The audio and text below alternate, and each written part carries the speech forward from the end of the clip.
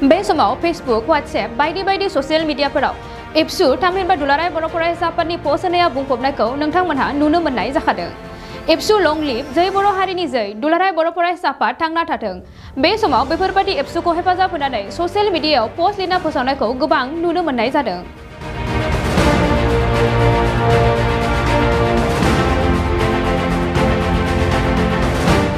मोखां बिलाइयाव गोबां बर' लाइमोनफोरा दुलाराय बर' फरायसा आफादखौ मोजां मोननानै दुलाराय बर' फरायसा आफाद थांनानै थाथों।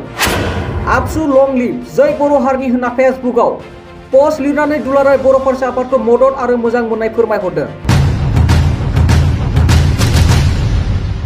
जों मिथिगौदि BPF राजखान्थि हानजाजों दाजानाय फरायसा आफाद ABSU बड'लेण्ड स्टुडेन्ट इउनियननि गोबां दैदेनगिरि आरो BPF राजखान्थि हानजायाव जगदान होनाय खायसे दैदेनगिरिफोरा गोदानै दाजानाय बड' नेशनेल स्टुडेन्ट इउनियनाव बिबान लानायखौ नुनो मोननाय जादों।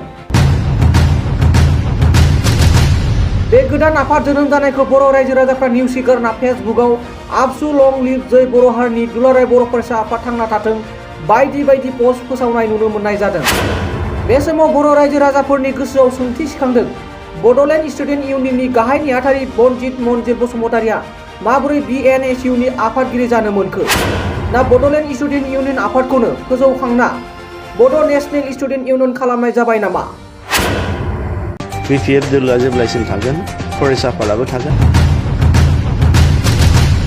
बे गोदान आफादखौ बर' हारिनि रायजो राजाफ्रा बेसेबां अनसायगोन समाजआ मिथिसिगोन।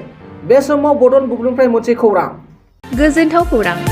आसामाव थानाय बयनिख्रुइबो साबसिन सोलोंथाइ होग्रा मिरुफोरनि गेजेराव टेक बुस्टाराबो गंसे। क'क्राझार जिल्लानि सिङाव थानाय CST फिसारि मावख'नि साखाथियाव थानाय खारगावआव बे टेक बुस्टारा दङ। बेयाव बयनिख्रुइबो मोजांसिन सोलोंथाइ आरो नेम सोलिनाय गोग्गो थाखो खथानि सुबिदा दङ।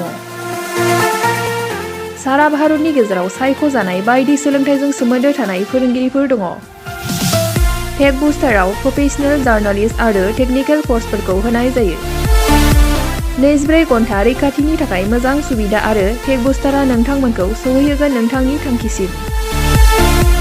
टेक बुस्टारा नोंथांनि सिमांखौ जाफुंसारनांगौनि थाखाय गांल' नङा साहस आरो गोहोबो होगोन। सोलोंथाइ लाखांनायनि उनाव 100% प्लेसमेन्टनि खाबु दङ। सोलोंनो गोसो गुदुं बिथांमोना 9395695095 जानबुं नाम्बाराव जगाजग खालामनो हागोन। गोजोनथाव खौरां। गोसो गुदुं फरायसा एबा सुबुंफोरनि थाखाय टारगेट कचिं इनस्टिट्युटआ बेसेन गोसा सुबिदा लानानै फैदों। जायफोर बिथांमोना banking, railway, SSC, insurance, defence, Assam police बायदि आनजादनि थाखाय साखाफारा जानो मोजां खाबु मोनाखै बैसोर बायदि फरायसा एबा सुबुंफोरनि थाखाय मोनसे मोजां खाबु सफैदों। बरपेटा रड बिशाल मेगा मार्टनि साखाथियाव थानाय आमतलाव बे टारगेट कचिं इनस्टिट्युटखौ खुलिनाय जादों। आथिखालनि साख्रि मोनै आरो बेकार जेंनाखौ नोजोर होनानै बे टारगेट कचिं इनस्टिट्युटआ सोलोंसाफोरखौ गोबां गियान होनो थाखाय राहा लादों। बे टारगेट कचिं इनस्टिट्युटआव सोलोंथाइ होनो लानाय आयदाफोरा जाबाय banking, railway, SSC, insurance, defence आरो आसाम पुलिस। जायफोर सोलोंनो गोसो गुदुं बिथांमोना टारगेट कचिं इनस्टिट्युटआव मुं थिसननो एबा गोबां मिथिनो थाखाय 8134097059 एबा 8638961177 जानबुं नाम्बाराव जगाजग खालामनो हागोन।